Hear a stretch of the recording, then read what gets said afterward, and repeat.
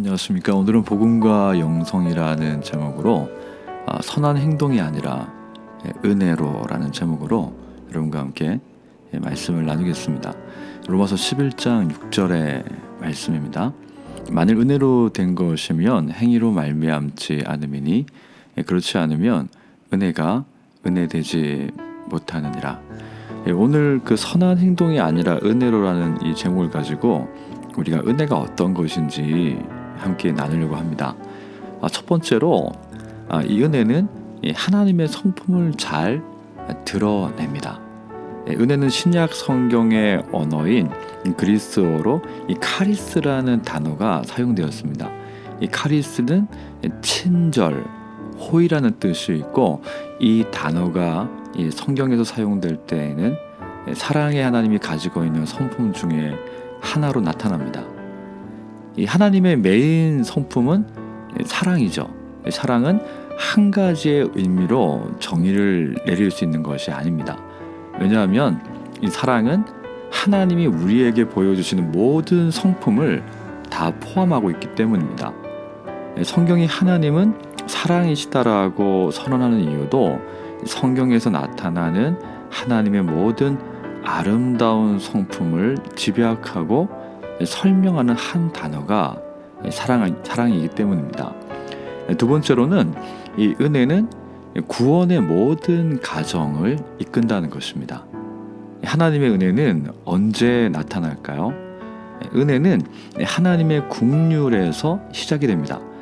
아담이 불순종하여서 죄인이 되었을 때 아담은 자신의 죄에서 스스로를 구원할 능력이 없었습니다.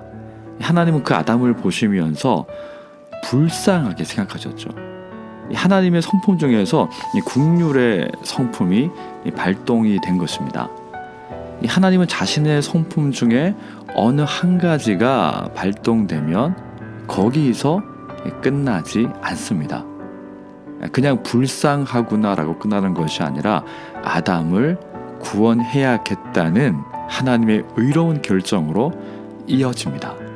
하나님이 결정하신 구원은 대신에 공짜가 아니죠. 그 구원 안에는 하나님의 성실, 하나님의 인내, 하나님의 자기 희생이 포함되어 있습니다. 그리고 하나님은 마침내 구원하기로 결정하신 것을 완성하십니다. 그리고 그 완성하신 구원이라는 선물을 값을 받지 않고 죄인에게, 우리에게 선물로 주십니다. 이 하나님의 은혜는 죄에서 사람을 구원하는 것으로 끝나지 않고 죄로 타락한 하나님의 나라가 완전히 회복되어서 영원히 지속될 때까지 우리의 삶을 이끌어주는, 그리고 가득 채워주는 역할을 하게 됩니다. 세 번째로 은혜는 우리의 행동에 영향을 받지 않는다는 것입니다. 하나님의 은혜가 가지고 있는 특징 중에서 하나는 죄인의 행동에 영향을 받지 않는다. 이것이 굉장히 중요한 하나님의 은혜의 특성 중에 하나입니다.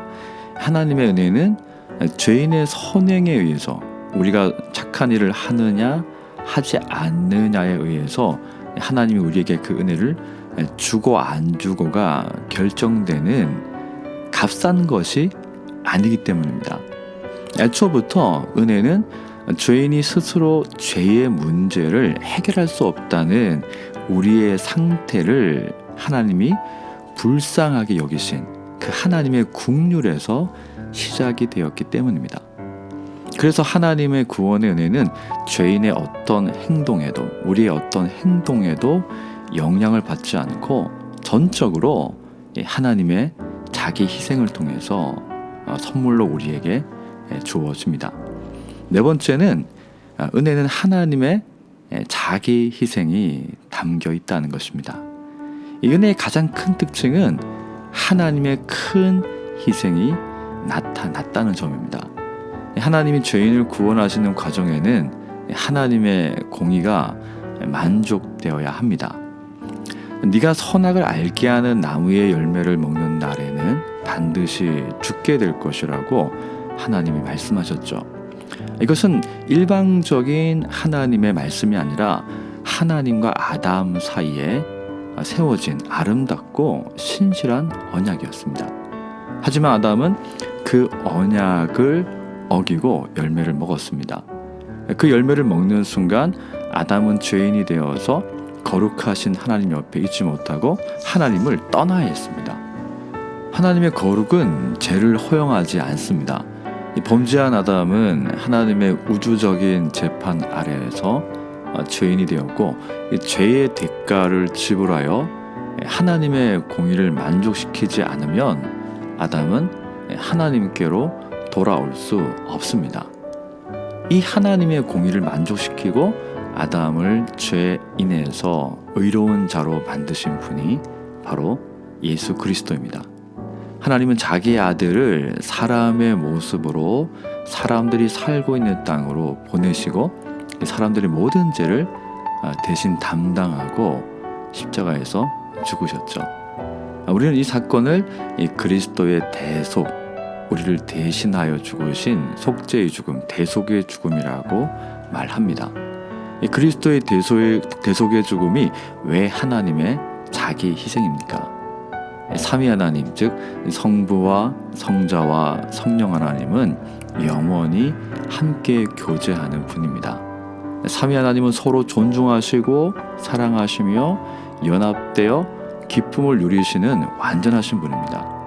예수 그리스도는 죄인을 구원하기 위해서 삼위 하나님의 그 완전한 사랑과 기쁨을 잠시 내려놓으시고 이 세상에 오셔서 인류의 모든 죄를 대신 담당하셨습니다. 좀 듣기 거북할 수 있지만은 우리가 드라마나 또 영화에서 그런 말이 있지 않습니까?